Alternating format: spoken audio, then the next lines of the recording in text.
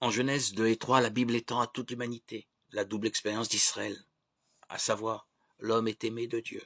L'homme se coupe de la source de la vraie vie, qui est d'être avec Dieu.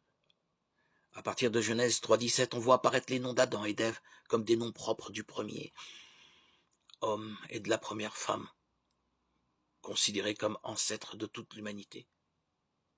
Et en Romains 5, 12, 21, l'apôtre Paul fait d'Adam le premier pécheur, celui qui a ouvert la porte au péché et au fruit du péché qui est la mort, par un seul homme. Le péché est entré dans le monde et par le péché, la mort. La mort a atteint tous les hommes parce que tous ont péché. Romains 5, 12. Cette phrase a servi de base à ce qui fut plus tard la doctrine du péché originel. On peut la résumer ainsi. Adam et Ève, hommes et femmes parfaits, succombèrent à la tentation de Satan, l'ennemi de Dieu. Eux qui devaient être immortels ne furent plus alors que de pauvres mortels soumis à la peine, aux séductions du mal.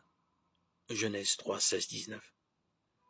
Adam et Ève entraînèrent tous leurs descendants, tous les hommes dans cette situation misérable, vie pénible, mort inévitable, et séparation éternelle d'avec Dieu. Seul Jésus-Christ tirera l'humanité de cette déchéance, rétablira la communication avec Dieu, effacera par le baptême l'antique malédiction et ouvrira les portes du paradis. Telle quelle, cette doctrine du péché originel soulève maintenant beaucoup de problèmes. Certains chrétiens modernes ne lisent plus les débuts de la Genèse comme les chrétiens du Moyen-Âge. Beaucoup de chrétiens modernes ne cherchent plus une explication du mal dans notre monde qui devrait être bon puisque créé par Dieu. Comment est venu le mal, le vrai mal, le refus de l'amour?